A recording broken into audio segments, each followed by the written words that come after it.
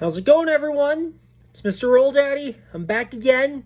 Got my black and gold Hawkeye tie on, and yes, season's winding down, but it's not done. So you know what that means, right?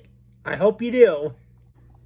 Yes, it is time for another video of Mr. Rolldaddy's Hawkeye football analysts. And we are now in week 12 as the Hawkeyes are taking on the Fighting Illini of Illinois this Saturday. So here we go. Now again, this is how it's all organized. Again, remember, all views are my own. I'm doing this just for fun. And let's get a pregame. Good picture from when I sat in the front row once back in the day. That was quite the Hawkeye win last weekend. And offense showed up well in the fourth quarter, but still, better late than never. Anyways, a win is a win. Good job. But Illinois is coming off an insane 45-48 overtime win against Indiana last weekend. If you were at the stadium or watching the Iowa game on TV, you know this is the case because the game started late because Big Ten Network had to finish the Indiana versus Illinois game. So, here are my 3 offensive role keys for the week. First one, let's do no huddle.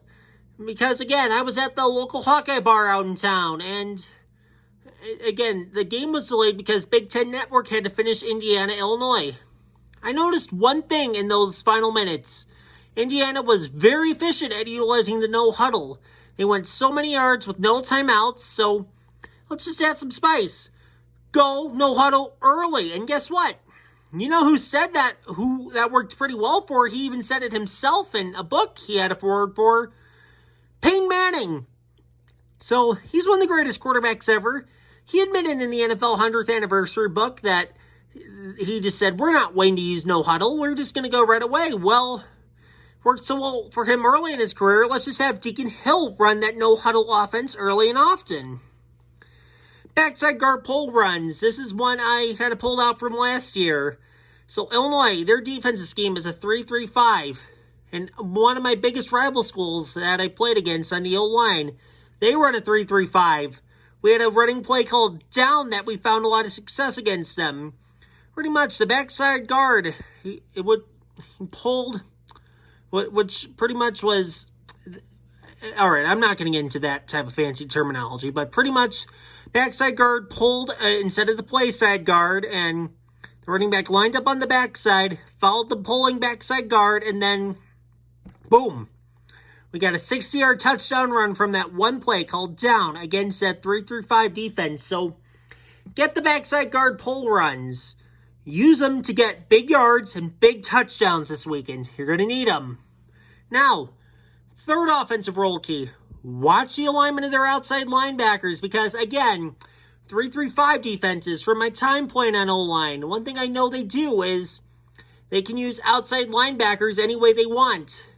In my rival school, what they did was they line them up next to their DNs. But remember, the defensive playbook doesn't allow for any, it allows for a lot of alignments, doesn't have to do anything specific. So the linebackers can either pass rush or drop themselves back into coverage.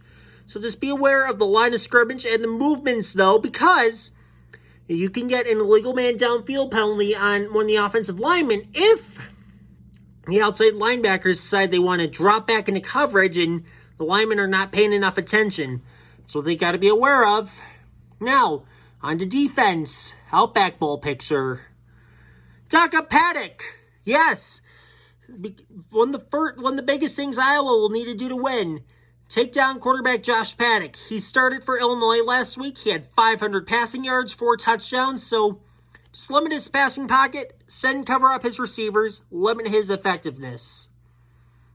Now, will you watch Williams? And this is their stud number 1 wide receiver, Isaiah Williams. He's put up really big numbers, and if college fantasy football was a thing, he would have had 41 fantasy points in PPR with his 200-yard, 2-touchdown, 9-catch game.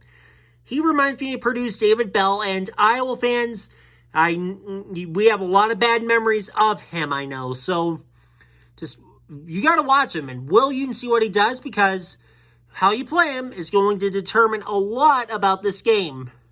Now, line up Cooper anywhere and everywhere. He's one of the best defensive backs in the entire country for a reason. He just makes plays no matter where it is, so just line him up anywhere and everywhere. Because if anyone is going to slow down Illinois' passing attack, it's going to be Cooper DeJean. Special teams. So, kickoff returns. I was at the last time Iowa played Illinois at Kinnick. Charlie Jones had a big play on special teams, 100-plus yard kick return touchdown. It got us back into the game, get the momentum to our side, and then get the kick return game up and running.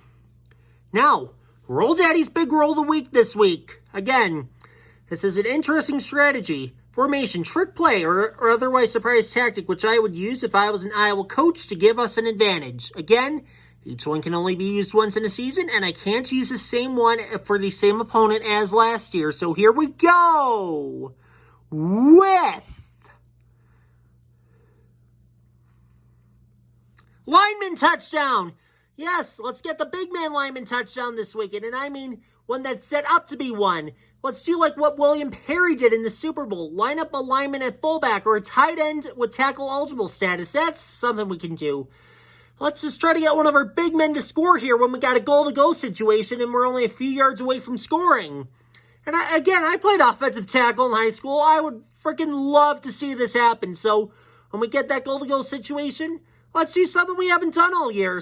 And I don't know if we have done this in the past couple of years, in fact.